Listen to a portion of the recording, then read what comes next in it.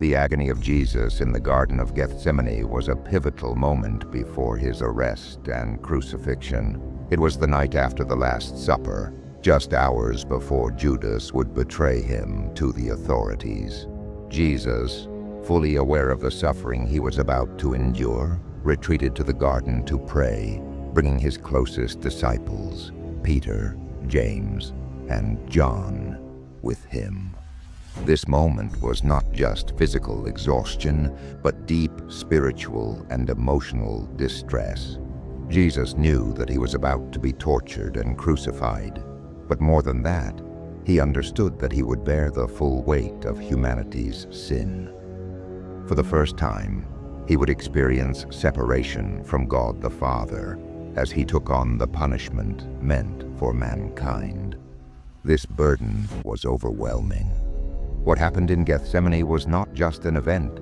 It was a revelation of God's love, a lesson in surrender, and a victory won before the cross. Join us as we explore the depths of Jesus' agony, the meaning of his suffering, and the love that held him firm in the face of unbearable pain. As we journey into Gethsemane, may we find the courage to surrender, the strength to trust, and the faith to say, "Not my will, but yours be done." The Garden of Gethsemane, located on the Mount of Olives, was a place where Jesus often went to pray. That night, after celebrating the Passover with his disciples, Jesus led them there, knowing that his betrayal and arrest were imminent. His heart was heavy with sorrow. He had spent 3 years with his disciples, teaching, healing, and proclaiming the kingdom of God. Now, the hour had come for him to fulfill his ultimate mission, to suffer and die for the salvation of the world. As Jesus entered the garden, he took Peter, James, and John a little farther with him, leaving the rest of the disciples behind. These 3 had been with him during other key moments, such as the Transfiguration, but this time they witnessed something they had never seen before, their master in deep distress. He told them, "My soul is overwhelmed with sorrow to the point of death. Stay here and keep watch with me." Matthew 26:38. This statement reveals the extreme emotional and spiritual turmoil Jesus was experiencing. His sorrow was so great that it felt as though it was crushing him, so intense that he compared it to death itself. This was not fear of physical pain, but the immense burden of taking upon himself the sins of the world. He knew that for the first time in eternity, he would experience separation from the Father as he bore the judgment of sin. Jesus moved a short distance away, fell to the ground, and prayed, "Abba, Father, everything is possible for you. Take this cup from me, yet not what I will, but what you will." Mark 14:36. The cup Jesus spoke of symbolized the suffering, wrath, and judgment he was about to endure. As fully God, he knew exactly what lay ahead: the betrayal, the scourging, the mockery, the nails driven into his flesh, and most agonizing of all, the moment when he would cry out, my God, why have you forsaken me?" Matthew 27:46. The weight of this reality pressed down on him like never before. Luke's gospel records a unique detail. "And being in anguish, he prayed more earnestly, and his sweat was like drops of blood falling to the ground." Luke 22:44. This is a rare medical condition known as hematidrosis, where extreme stress causes tiny blood vessels to rupture, mixing blood with sweat.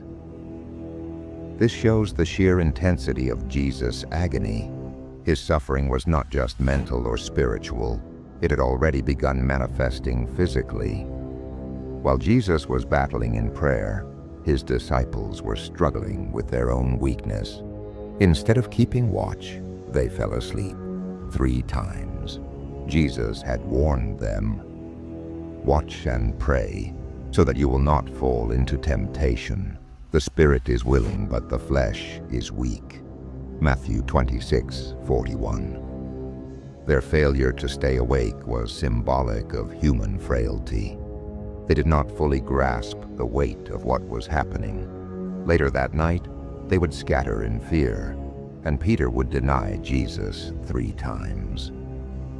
Their sleep was a reminder of how easily people can fall into spiritual complacency when they should be alert. Jesus prayed 3 times, asking if it was possible for God to take away the cup of suffering from him. But each time, he surrendered to God's will, saying, "Not my will, but yours be done." This demonstrated his complete obedience and willingness to sacrifice himself for the salvation of humanity.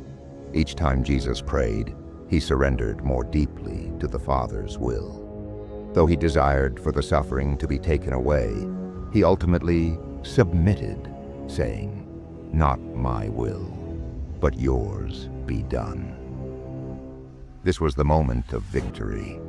Before he was even arrested, Jesus had already won the battle. He had fully embraced the will of the Father. As Jesus returned to his disciples one last time, he woke them and said, "Rise, let us go. Here comes my betrayer." Matthew 26:46. Judas arrived, leading a crowd of soldiers and religious leaders armed with swords and clubs. With a kiss, an act of false affection, Judas identified Jesus to his captors. Even in this betrayal, Jesus remained calm. He did not resist, but willingly surrendered, saying, "Shall I not drink the cup the Father has given me?" John 18:11. At that moment, the events leading to the crucifixion were set in motion. The agony of Gethsemane had prepared Jesus for what was to come. The suffering of the cross would be unbearable, but through his surrender in the garden, Jesus had already secured the victory over sin and death. The agony in Gethsemane is one of the most profound moments in Jesus' life because it reveals his full humanity and full divinity. It shows, 1, his humanity. Jesus experienced deep emotional distress, showing that he truly understands human suffering. 2, his obedience. Even in his greatest trial, he submitted completely to God's will. 3, his love. Despite the unbearable cost, he chose to go through with the crucifixion out of love for humanity.